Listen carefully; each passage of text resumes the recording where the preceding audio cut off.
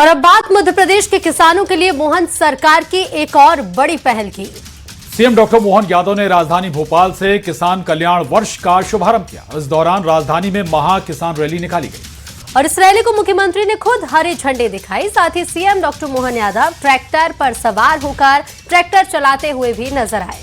तो वहीं उन्होंने कहा कि बीजेपी सरकार किसानों के लिए लगातार काम कर रही है।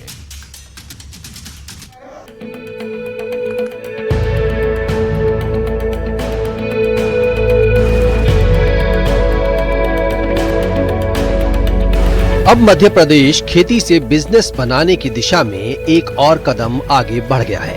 मोहन सरकार की लगातार कोशिशों के बाद एमपी में आधिकारिक तौर पर कृषि कल्याण वर्ष 2026 शुरू हुआ है और इसकी शुरुआत की है प्रदेश के मुखिया डॉक्टर मोहन यादव ने।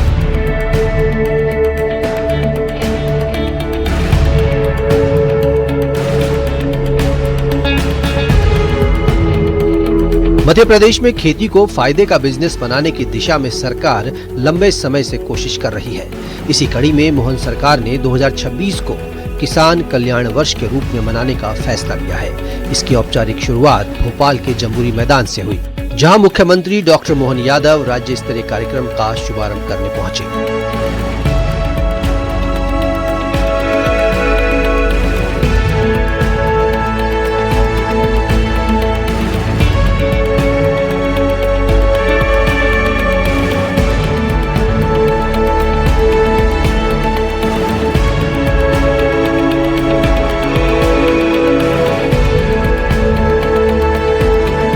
इस मौके पर मुख्यमंत्री ने राज्य से आए करीब 1101 ट्रैक्टरों की एक बड़ी रैली को झंडी दिखाई।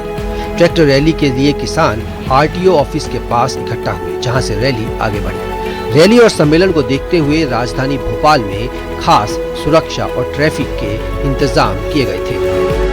इस दौरान मुख्यमंत्री डॉक्टर मोहन यादव ने कहा कि कृषक कल्याण वर्ष 2026 का उद्देश्य खेती को सिर्फ पारंपरिक कृषि तक सीमित न रखते हुए इसे लाभकारी, टिकाऊ और तकनीक आधारित रोजगार मॉडल के रूप में विकसित करना है।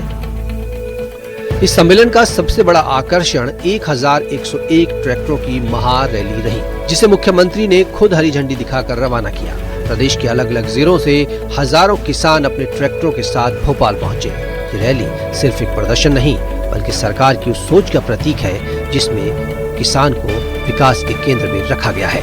Bureau report, news 18।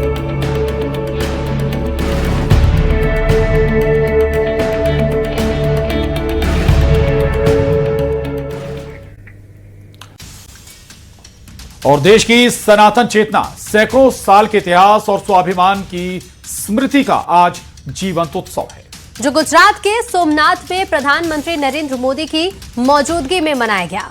सोमनाथ स्वाभिमान पर्व एक ऐसा पर्व जो इतिहास को याद करता है, लेकिन भविष्य की दिशा भी तय करता है। 1000 साल पहले हुए आक्रमण की स्मृति से लेकर आज के आत्मविश्वासी भारत तक, इस रिपोर्ट को देखिए।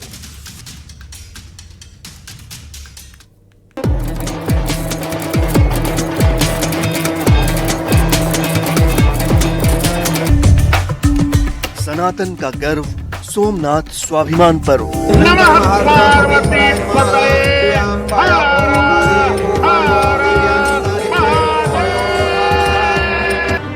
1000 सालों बाद अटल, अडिग, अखंड सोमनाथ। अपने महादेव के लिए उन्होंने अपना सब कुछ न्योछावर कर दिया। आस्था, शौर्य और स्वाभिमान के उत्सव की ये तस्वीरें जिसने भी देखी वो देखता रह गया।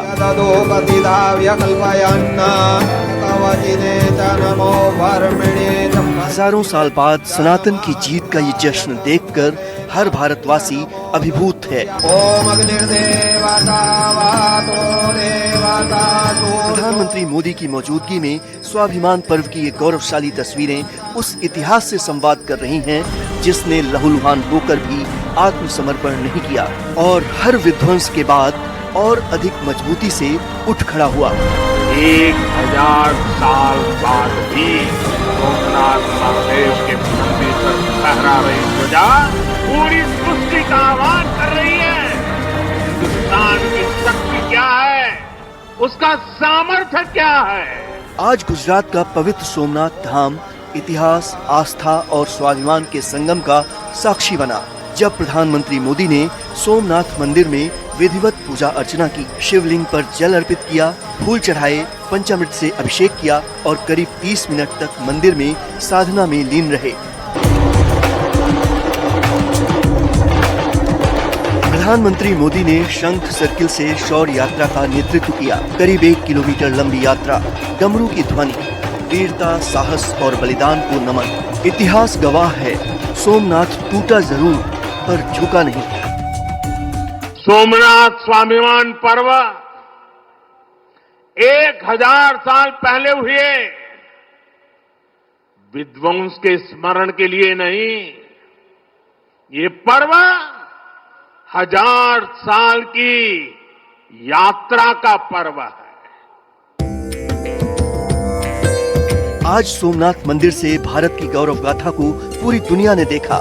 शौर्य यात्रा, 108 घोड़ों का मार्च, अखंड ओंकार जाप और सोमनाथ की आराधना, ये सब उस स्वाभिमान की अभिव्यक्ति है जिसे सदियों तक दबाने की कोशिश हुई, लेकिन जो कभी समाप्त नहीं हुआ। जब गजनी से लेकर औरंगजेब तक तमाम आक्रांता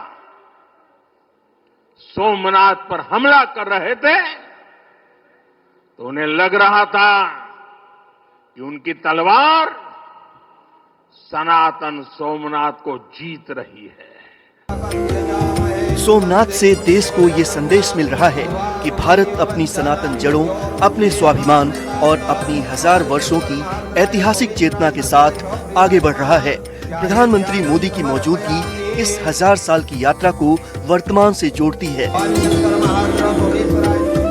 हमारी सभ्यता का संदेश कभी किसी को पराजित करने का नहीं रहा। आज सोमनाथ से एक स्पष्ट संदेश जा रहा है। भारत अपनी जड़ों को याद कर रहा है, वो अपने आत्मसम्मान को पहचान रहा है और अपनी सनातन चेतना के साथ स्वर्णिम भविष्य की ओर आगे बढ़ रहा है।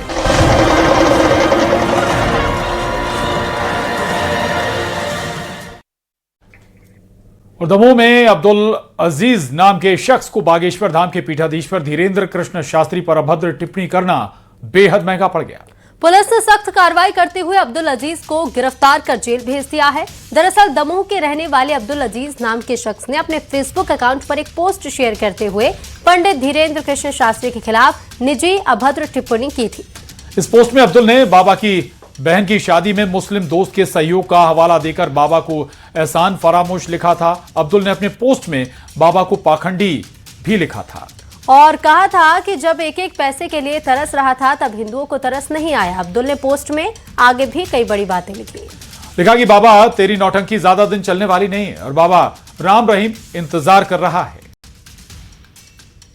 अब्दुल अजीज नाम का व्यक्ति है, नूरी नगर का रहने वाला है। इसके द्वारा पूजनीय संत बाबा बागेश्वर जी के जो अपने धीरेन्द्र शास्त्री जी हैं, उनके खिलाफ अमर्यादित टिप्पणी इसके द्वारा फेसबुक पर की गई थी, जिसके खिलाफ धार्मिक भावनाओं को ठेस पहुंचाने वाली कार्रवाई इसके खिलाफ की गई है बीएनएस के तहत। इस बार भी एक किसी षड्यंत्र के तहत विधर्मियों द्वारा जो हमारे हिंदू देवी देवताओं को खिलाफ सोशल मीडिया पर अभद्र भाषा लिखी जाती है, ऐसे ही इस बार भी बागेश्वर पीठाधीश्वर धीरेन्द्र कृष्ण शास्त्री जी के खिलाफ किसी अब्दुल अजीज नामक व्यक्ति द्वारा अपने फेसबुक अकाउंट से बहुत ही अभद्र भाषा का उपयोग किया गया है। इसी के खिलाफ हमने आवेदन दिया है, उसके खिलाफ एफआईआर की मांग करी है और उसके खिलाफ कड़ी से कड़ी कार्रवाई करने के लिए प्रशासन से आग्रह किया है।